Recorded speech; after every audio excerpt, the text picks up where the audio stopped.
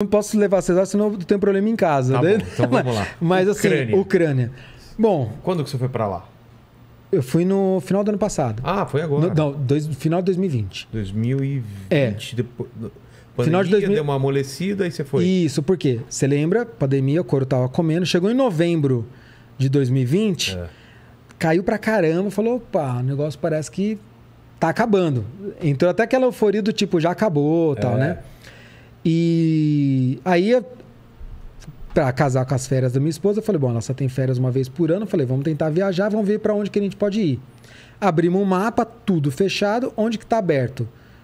Ucrânia, Turquia e Costa Rica. E a gente foi pros 3. México também, acho, né? México a gente foi depois. Né? Mas no final do ano a gente foi para esses 3. Então a gente fez primeiro Turquia, da Turquia a gente foi pra Ucrânia, voltou pra Turquia. Caramba! É perto ou não? Deu, sei lá, umas 2, 3 aninhas de voo. Tá. Não é longe. Não é longe, não. Tá. Fomos lá pra Ucrânia e aí depois a gente voltou, passou uns 2 dias aqui, depois a gente foi pra Costa Rica. Obviamente que a gente seguiu todos os protocolos, seguimos tudo que tinha que fazer, mas era um cenário mais otimista. A gente estava num momento otimista aí. Bom, por que Ucrânia? Óbvio que por causa de Chernobyl. Então, assim, pra mim, eu falei, eu abro o mapa, eu e a minha esposa, a gente tem essa coisa de ficar abrindo o mapa. Aliás, a gente tem um mapa. Adoro. A gente tem um mapa mundi que eu mandei fazer na sala, e a gente vai colocando os pins nos lugares que a gente já foi e tal. Aí eu fico olhando o mapa, daí a hora que ela falou, vamos na Turquia, que a gente ia lá, a gente foi lá pra Capadócia, fomos conhecer Istambul, uma série de lugares ali. E aí eu olhei no mapa e falei, olha, a Ucrânia tá aqui perto. A Ucrânia tá aberta, então vamos. Bom, falei, eu quero conhecer Chernobyl, também me informei, vi que estava seguro, disponível para ir, fomos. E no final a experiência assim, foi demais, porque eu não concordo com nada do regime comunista e socialista. Mas eu acho muito incrível algumas coisas, né? A forma como eles criavam as coisas. Porque era tudo assim, diferente da nossa sociedade, que ela vem do experimento, tipo, meio que da tradição, tipo, isso deu certo, vamos fazendo. Isso aqui não deu certo, deixa pra lá. Lá não é o seguinte, alguém teve uma ideia. Vamos fazer uma cidade aqui. Vai lá, constrói a cidade. Às vezes dá certo, às vezes não dá. Então você tem um monte de cidade abandonada na Ucrânia que eu juro pra você, se hoje eu ganhasse na Mega Sena, eu ia virar um Urbex. Urbex? Urbex. O que é um Urbex? Um Urbex, e eu tive uma experiência Urbex lá, por isso eu falei, é o que eu quero fazer da minha vida. Tipo, não tem mais nada pra fazer da vida. O que os caras fazem? Eles exploram lugares abandonados no mundo. Sei. E você não tem ideia do quanto que tem de lugar muito louco pra se ir nesse mundo que tá abandonado. Então você tem, por exemplo, na União Soviética, você tem tipo bases da época que eles tinham da corrida espacial, bases subterrâneas gigantes, com ônibus espacial, com nave, com cacete lá, tudo lá, abandonado. Você entra lá, tira foto, sobe no ônibus espacial. Meu, eu acho isso muito louco. Eu acho muito louco.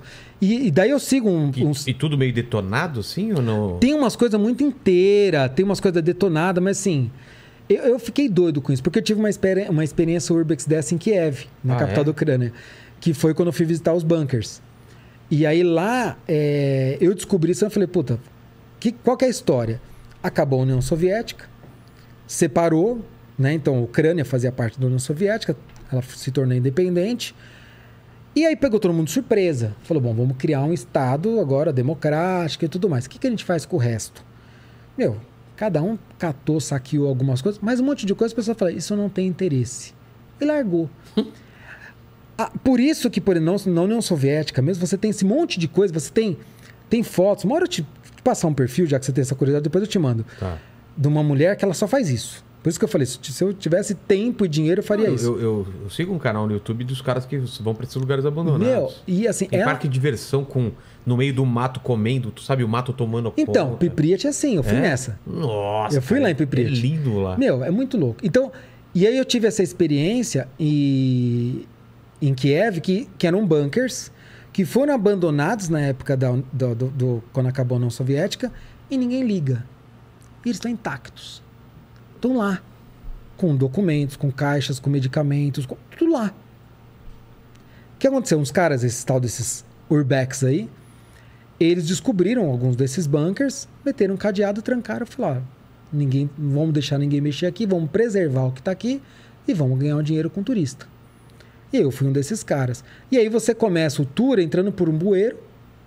Então você tá andando com os caras na rua, o cara no meio da rua, assim, tipo, tá tipo na Marginal, ou na 23 aqui.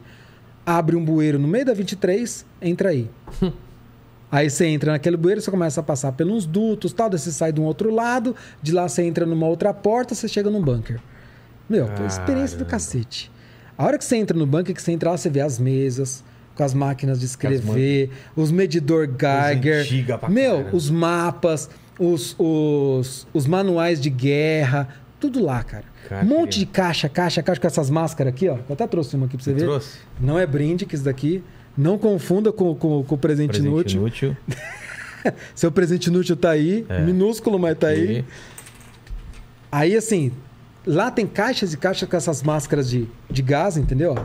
Olha só, velho. Que doido esse negócio. Que foram...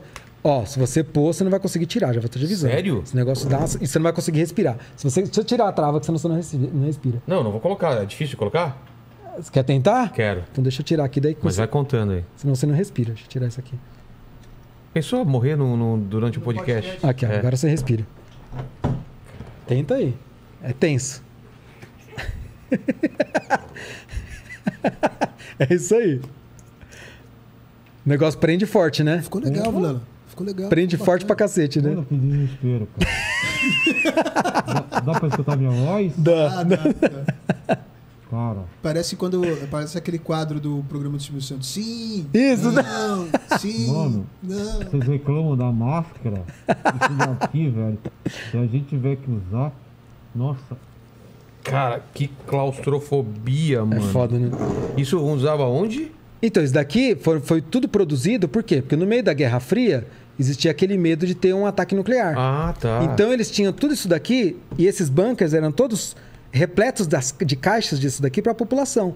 Então, se tivesse um ataque nuclear, o que ele ia fazer? Todo mundo ia correr para os bunkers, catar essas máscaras para poder se proteger. Então, você entra nesses bunkers, eu tenho N fotos desses bunkers e vídeos, fiz coisa pra caramba lá.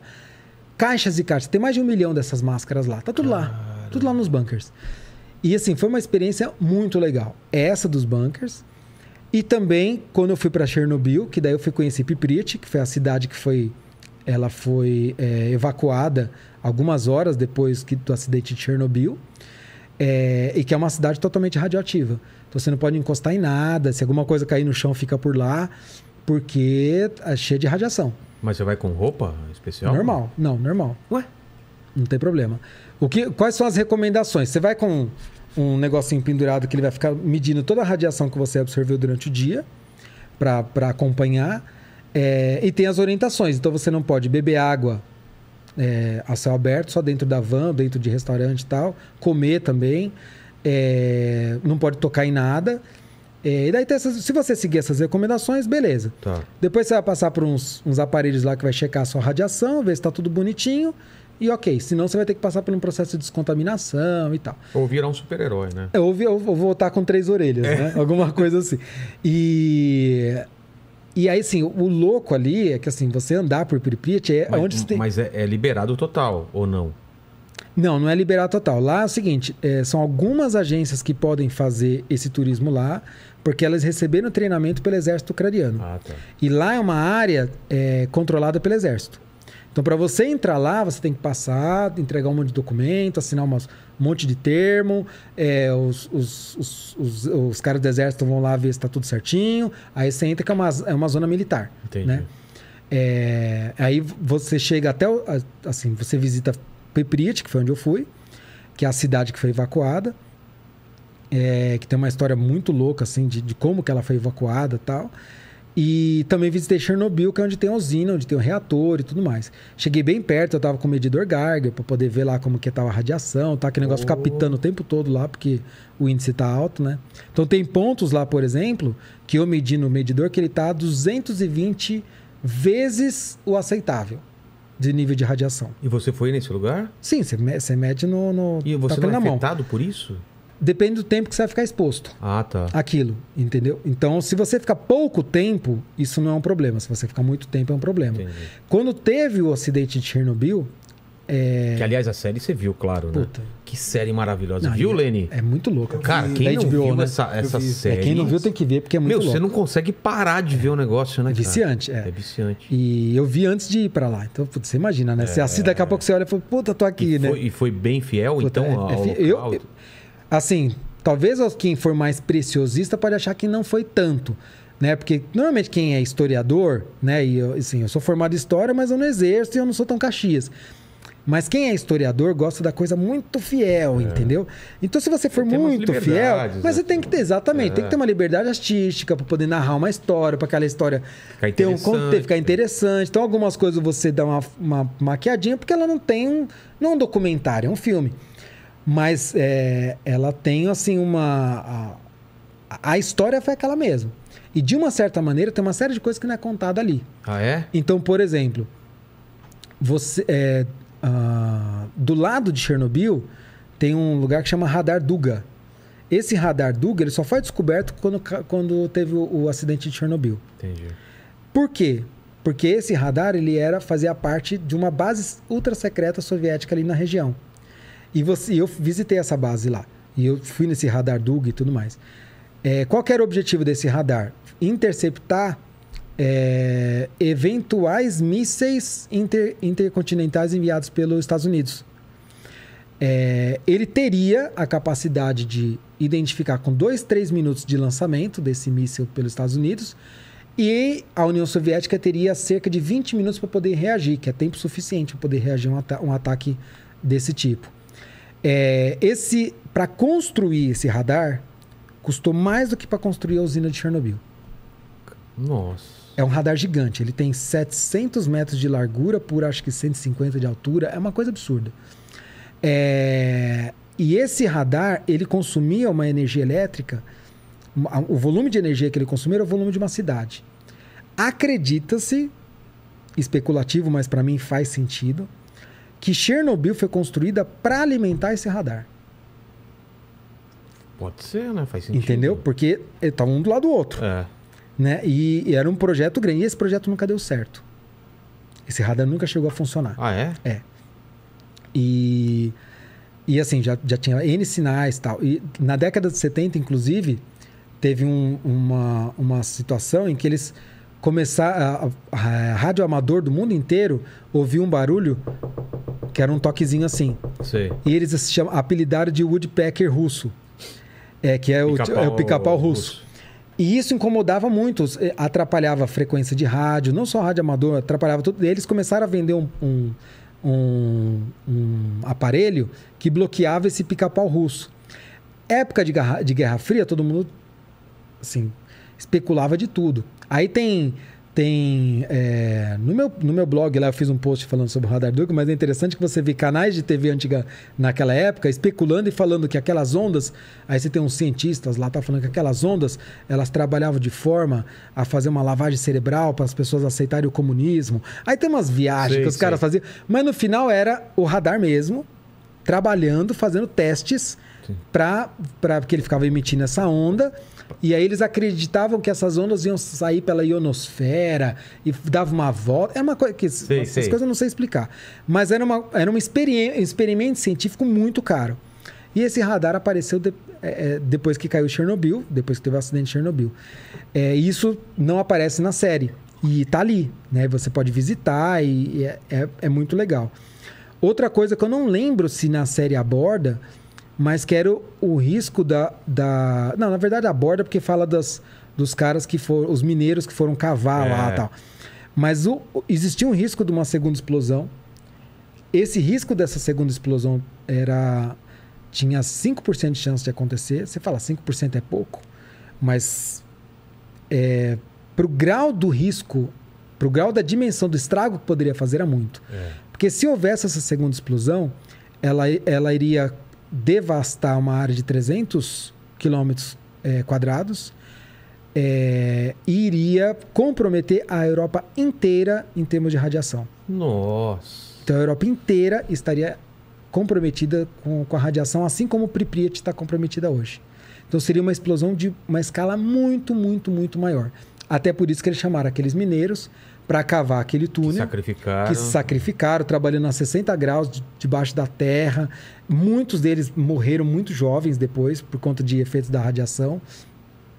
E eles fizeram um túnel para construir uma câmara debaixo do reator para encher de concreto ali e tal, para evitar que aquele magma que estava ali atravessasse e tivesse contato com a água, que poderia causar uma explosão. Então, e de novo, né? Você tá ali, andando por ali, vivenciando essas coisas, meu, é muito louco, é muito louco. E uma outra parte da história da Ucrânia, que naturalmente eu só consegui ver uma praça, e tá ali numa praça que tem um museu, foi que eu consegui ter acesso, mas que é uma história das mais tristes da Ucrânia e que, pasme, das que eu mais recebo críticas, que é a história do Holodomor. Que o Holodomor